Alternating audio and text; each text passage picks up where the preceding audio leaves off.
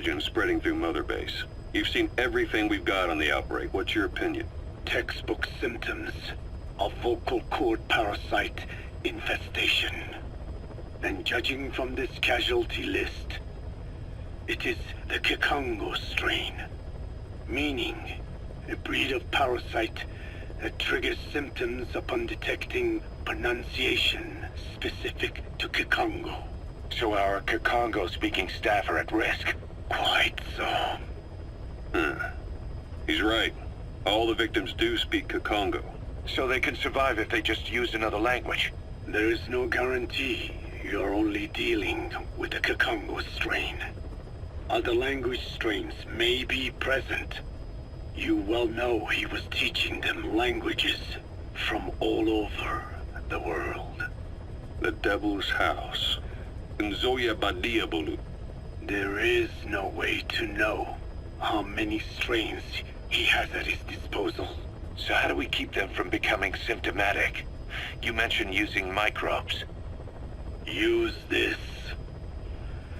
A type of Wolbachia, introduced to a sample of the parasite. Wolbachia? A parasitic bacteria that colonizes the parasites, turning male to female and preventing copulation. You must cultivate more. What have you done with the infected bodies? Cremated to stop the spread of infection, but we did keep a few for study. Good. Take this sample, grind it to a pulp, and introduce it to the larvae now nesting in the dead. The Wolbachia will multiply rapidly within those larvae. They're soldiers, not some petri dish. Conventional cultivation methods will take too long. Extract the Wolbachia from those larvae and vaccinate your men. Kikongo speakers first. This is the fastest, surest way.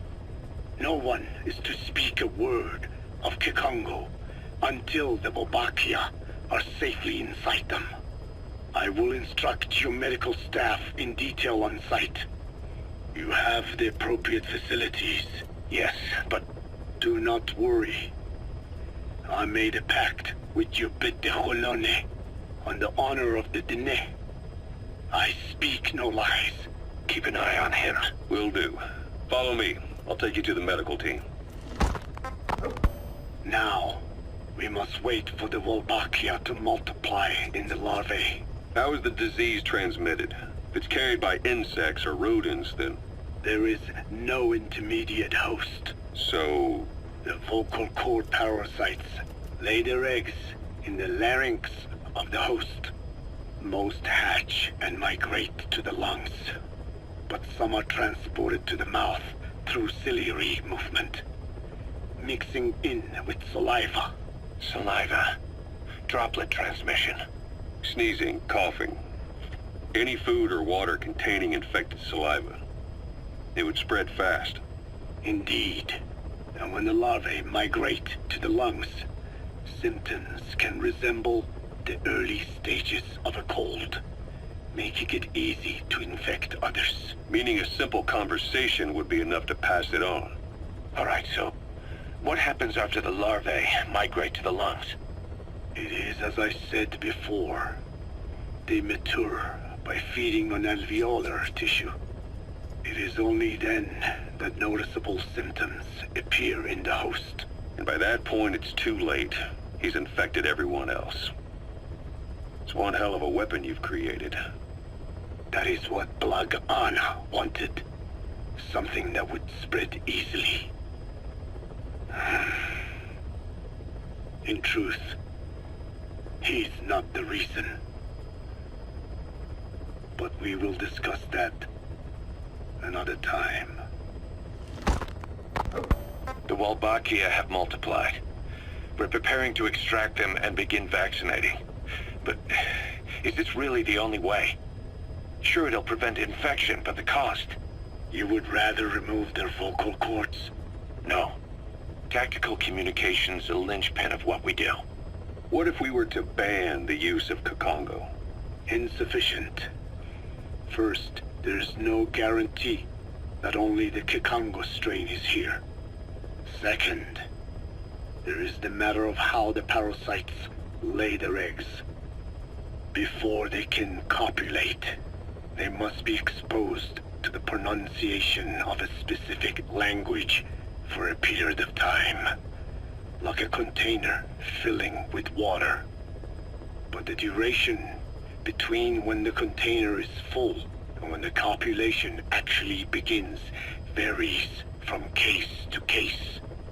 In other words, even if the infected stop speaking as a countermeasure, it may already be too late.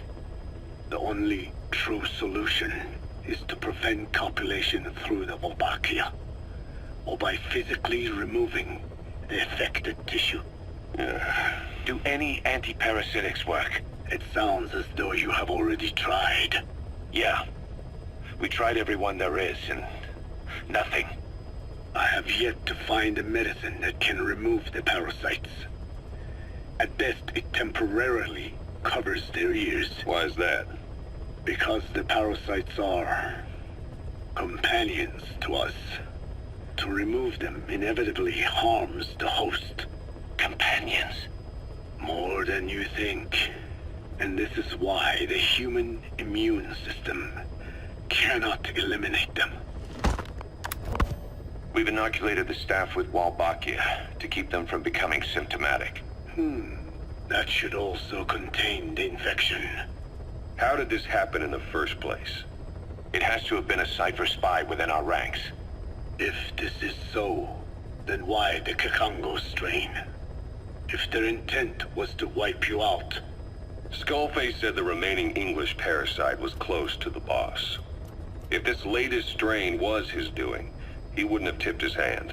It is possible someone brought eggs onto the base without knowing. Stuck to their shoes, clothing. Now, that makes the most sense to me. And where did the eggs come from?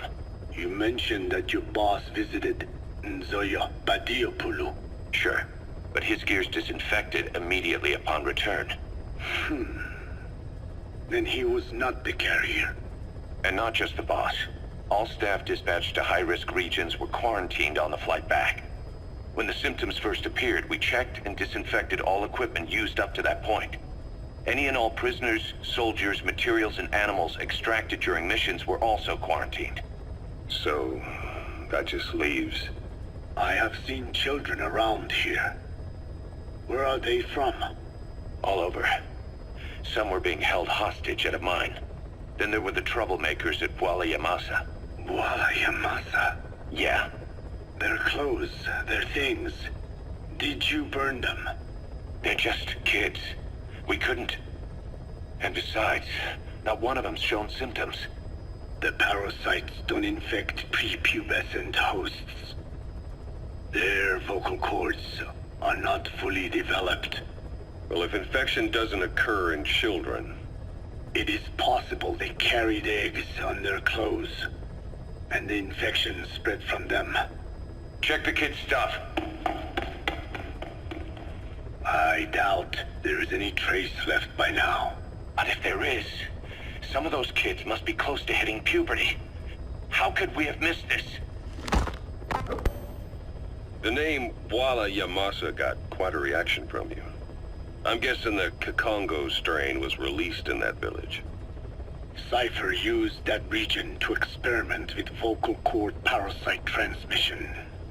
The Kakongo strain.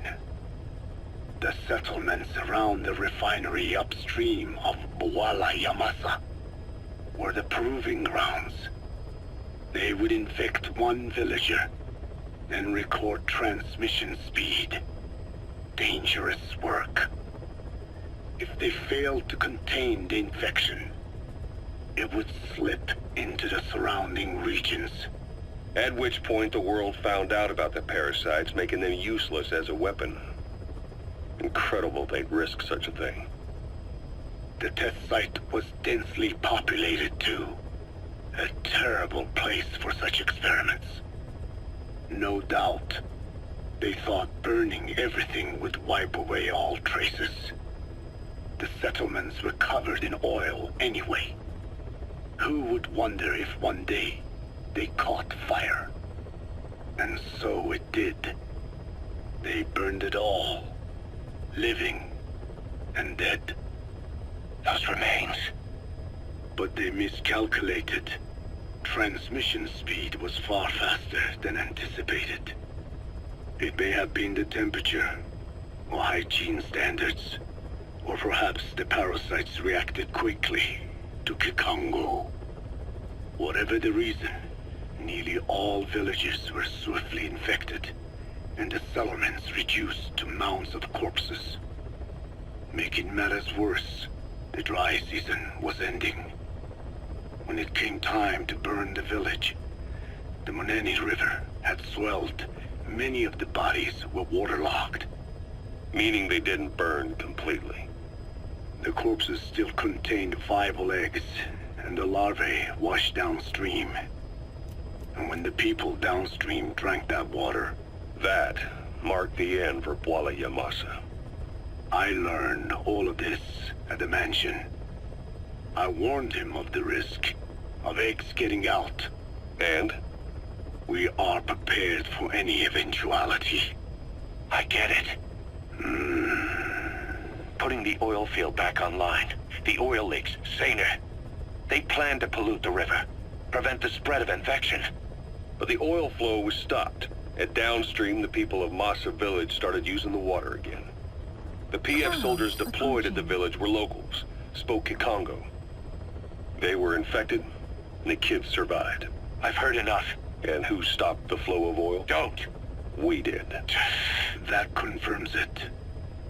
The source of the Kikongo strain infection was Masa village. And the children brought it here. It is no one's fault. There is no blame to be cast.